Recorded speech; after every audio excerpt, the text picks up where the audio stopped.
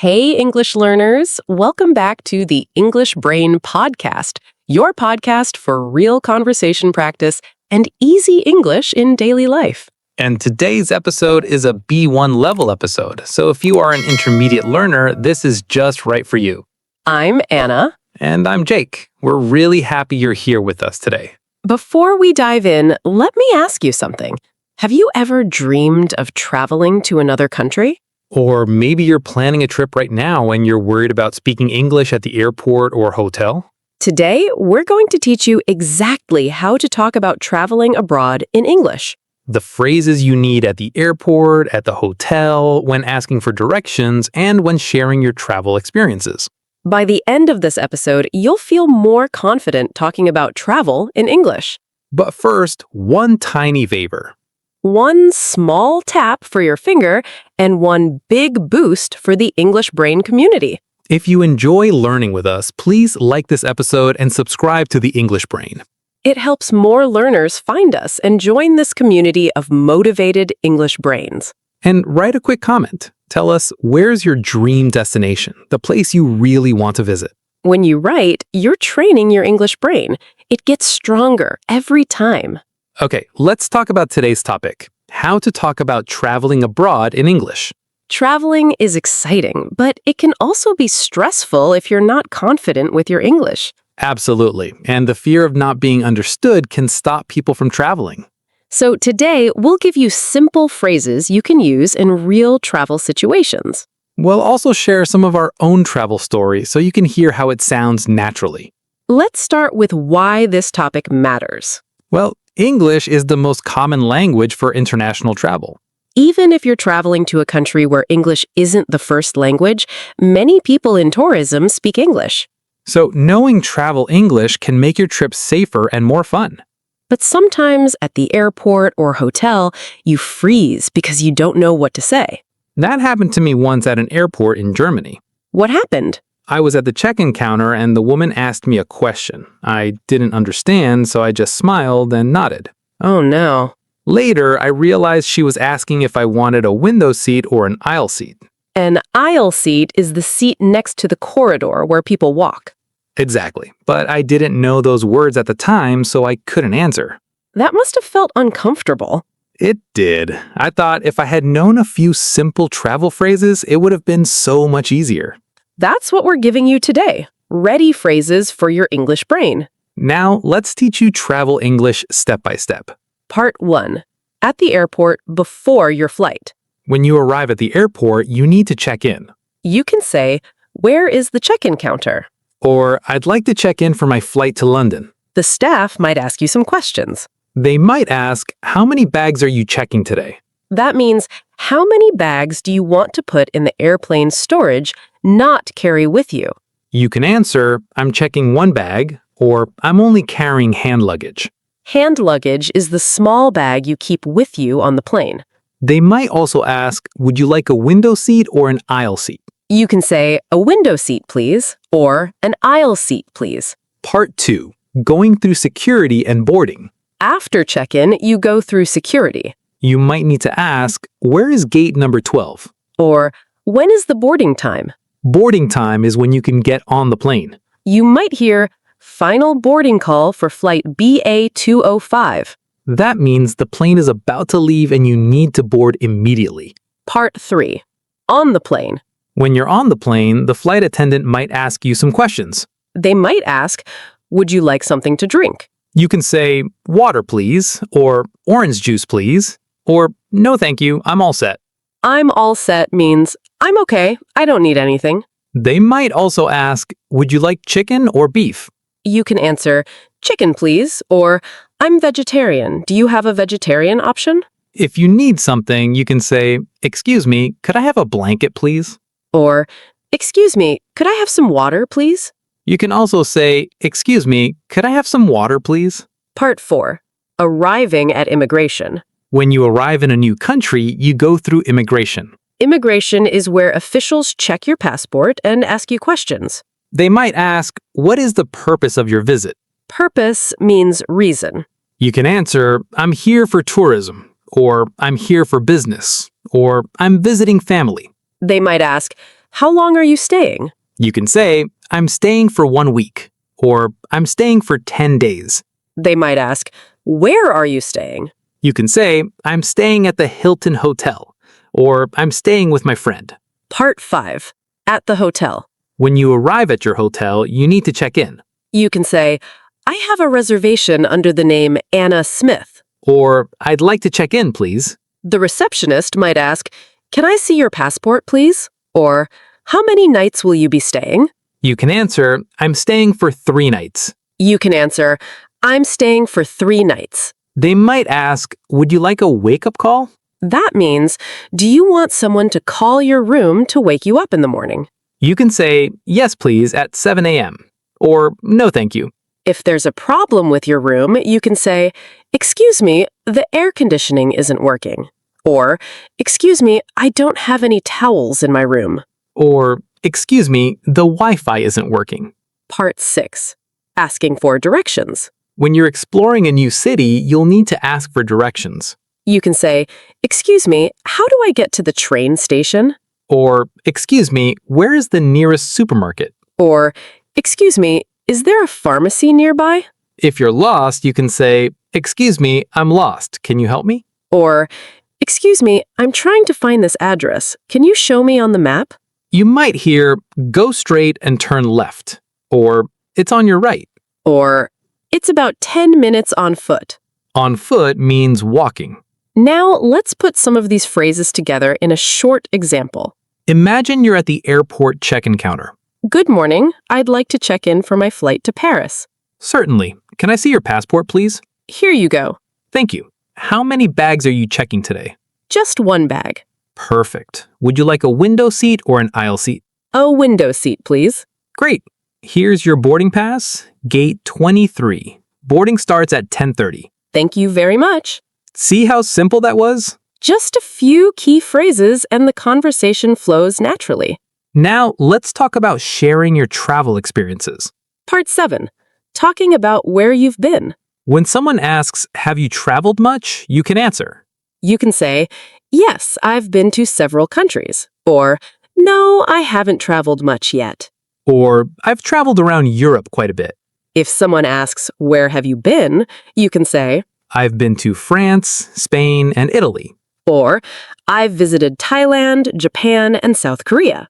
Notice we use the present perfect tense here because we're talking about life experiences. I've been to, I've visited, I've traveled to. Part 8. Talking about your favorite destination. If someone asks, what's your favorite place you visited? You can say, My favorite place is definitely Japan. Or, I loved Italy the most. then you can add why. For example, my favorite place is Japan because the culture is so interesting and the food is amazing. Or, I loved Italy the most because the history and architecture are beautiful. Part 9. Talking about future travel plans. If someone asks, where do you want to go next? Or, what's your dream destination? You can say, I'd love to visit Iceland someday. Or, my dream destination is New Zealand. or, I'm planning to go to Greece next summer. Or, I really want to visit Patagonia. You can add why. For example, I'd love to visit Iceland because I want to see the northern lights. Or, I really want to visit Patagonia because I love nature and hiking. Now, let's share our own travel stories as longer examples. I'll go first. Last year, I traveled to Portugal for the first time. I flew from Berlin to Lisbon. The flight was only about 3 hours. When I arrived at the airport, I was a bit nervous because my Portuguese is terrible. But at immigration, the officer spoke English. He asked me, what is the purpose of your visit and how long are you staying? I said, I'm here for tourism and I'm staying for 1 week. It was very simple.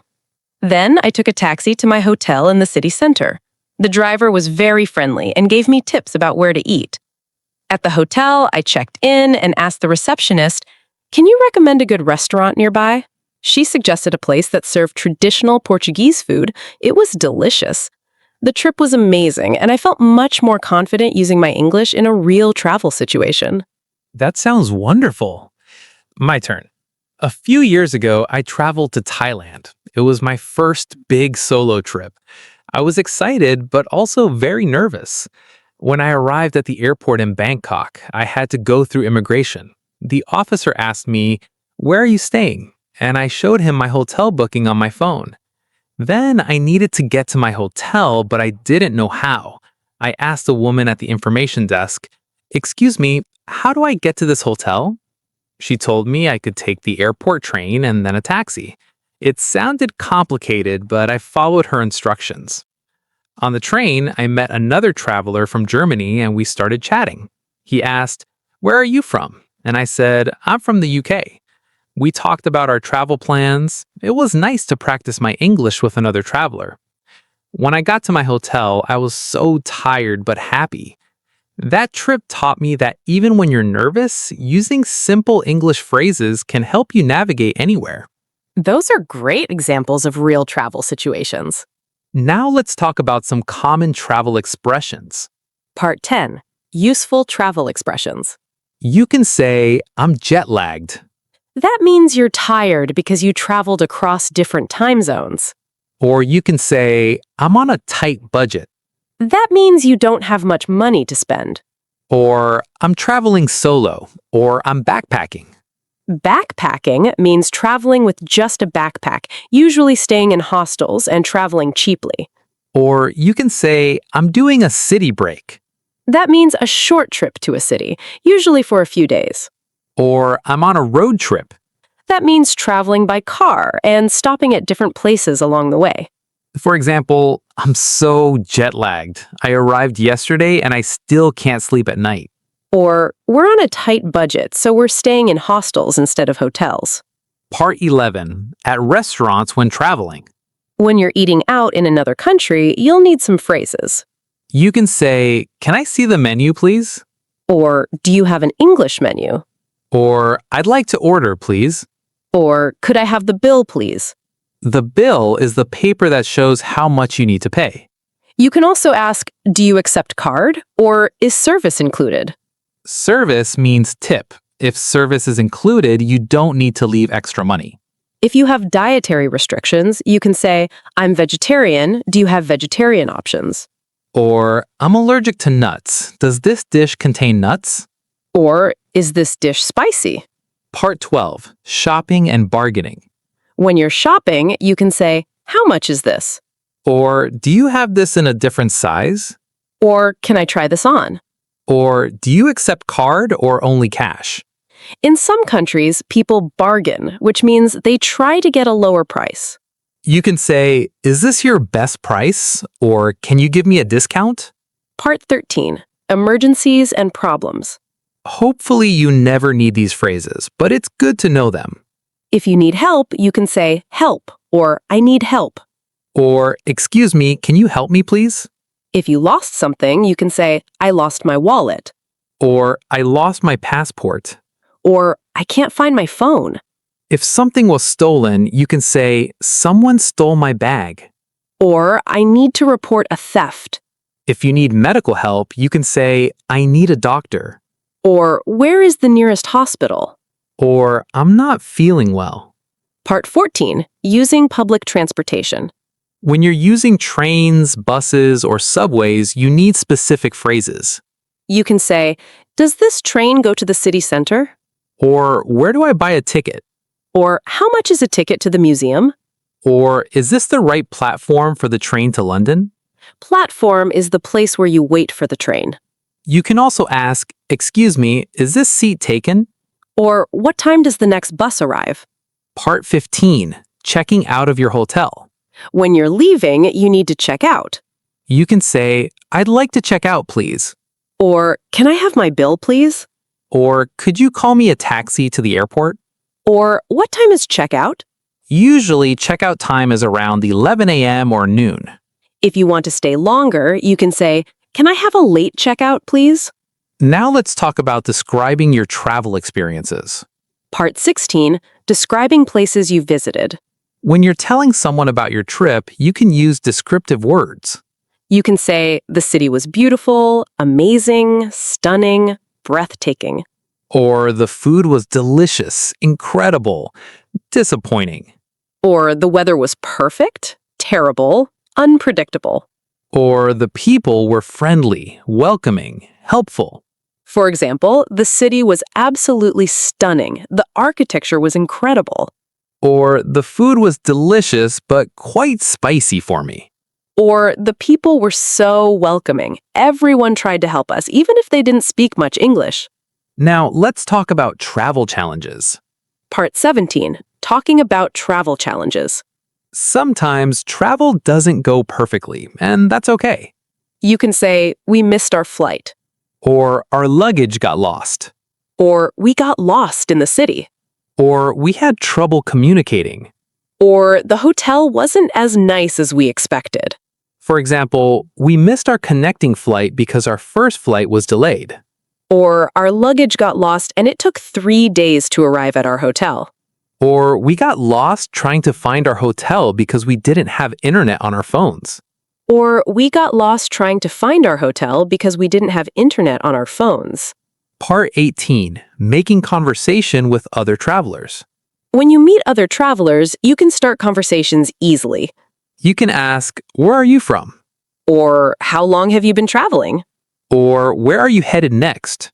Or have you been to this city before? Or what's been your favorite place so far? For example, hi, where are you from? I'm from Poland. How about you? Or how long have you been traveling? I've been on the road for 3 months now. Or what's been your favorite place so far? I loved Thailand. The beaches were incredible. So, what can you do today after this episode? Step 1. Choose 5 phrases from today that you think you'll use when you travel. Write them down. Maybe phrases for the airport, the hotel, and asking for directions. Step 2. Practice saying them out loud. Imagine you're in that situation. Step 3. Write in the comments. Tell us, where is your dream destination and why do you want to go there? Write something like, I want to visit blank because blank. I'd love to see blank and try blank. Now, a smart challenge for your English brain. Next time you talk to someone in English, tell them about a place you want to visit. Use the phrases from today. That way, you're taking the language from this lesson and using it in real life. If this episode helped you, like it, subscribe to the English Brain, and share it with one friend who loves travel. Every time you do that, you're telling the algorithm, yes, more real English like this, please. And remember, traveling is one of the best ways to practice English. Don't be afraid to make mistakes. Native speakers appreciate when you try. Thank you so much for spending this time with us. You didn't waste it, you invested it in your English brain. We're really proud of your effort today. This was the English Brain Podcast with Anna and Jake. Keep training your English brain and talk about your travel dreams with confidence. Bye, everyone. And now, let your English brain take the next step. Click on the next episode and keep the momentum going.